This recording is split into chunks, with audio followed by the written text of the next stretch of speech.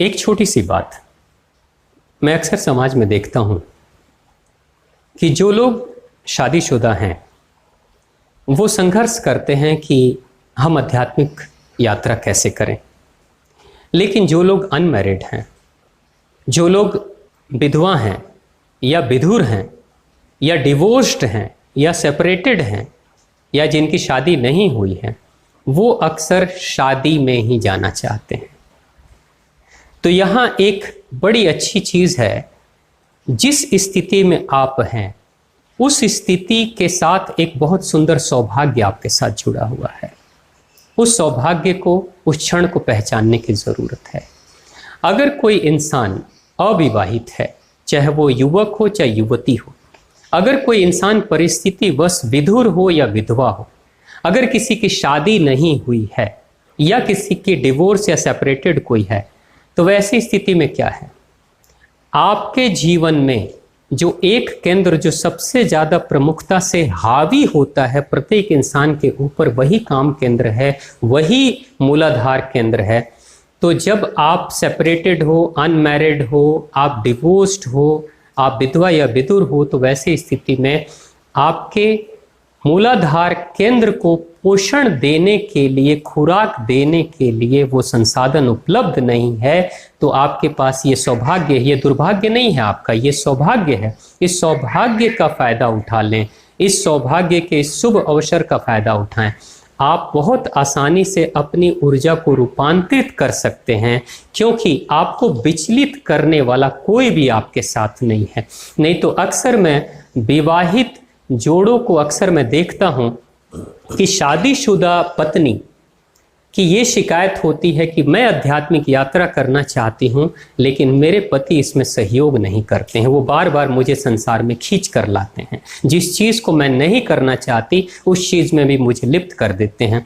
कई पतियों की भी ये शिकायत होती है, मैं आध्यात्मिक उन्नति करना चाहता हूँ, मैं जब ब्रह्मचर्य का पालन करने की कोशिश करता हूँ तो मेरी पत्नी से झगड़े होने शुरू हो जाते हैं, पत्नी मुझसे नाखुश हो जाती है। नतीजा ये होता है कि अंत में मुझे अपने घर में शांति बनाने के लिए फिर से कॉम्प्रोमाइज़ करना होता है और अपनी आध्यात्मिक यात्रा को विराम देना होता है। तो ये शादीशुदा लोग जो सामान्य जीवन में जी रहे हैं, उनके जीवन का एक अलग संघर्ष चल रहा है। न चाहते हुए भी वो कभी भी उस दिशा की तरफ बढ़ जाते हैं जिसके लिए उनका मन गवाही नहीं देता। और दोनों का एक सामंजस्य बनाना, दोनों एक दिशा में जाएं, दोनों के मन एक जैसे हो जाएं, ये भी बड़ा कठिन हो जाता है। तो आप तो किस्मत वाले हो, अगर आपकी शादी नहीं हुई है, आप कुंवारे हो, तो आप किस्मत वाले हो। आपके पास एक शुभ अवसर है, क्योंकि आपको भटकाने के लिए कोई नहीं है। आप चाहो तो अपनी ऊर्जा को आज़ादी के साथ रूपांतरित करके अपने अंदर की आध्यात्मिक यात्रा को बढ़ाकर आप आत्मा से परमात्मा की दिशा में बढ़ सकते हो। लेकिन दुनिया के अनुसार से मैं देखता हूं कि जिनको मिला है वो पछता रहे हैं, जिनको नहीं मिला है वो उसे पाने के लिए ललायित हैं। तो अभी क्या करना है आपको, आप जिस किसी भी स्थिति में हो उस स्थिति को स्वीकार करो, भगवान का आशीर्वाद समझकर स्वीकार करो।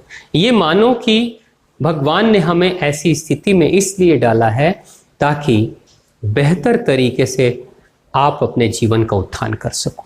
जैसे कमल का पौधा अगर ये रोते रहे बैठकर कि मुझे कीचड़ में डाल दिया गया है, तो कभी उसके अंदर से कमल खिल नहीं सकता है। आपको पता है ना, कमल के पौधों से ही मखाने बनते हैं, जिन मखानों की आज की बाजार में कीमत 1000 रुपये किलो की है। जिस कमल के पौधे को कमल जब देखता है कि मैं तो कीचड़ में हूँ, तो वो अपने भाग्य पे कोस सकता है, भगवान का दोषारोपण कर सकता है, अपनी किस्मत पे रो सकता है।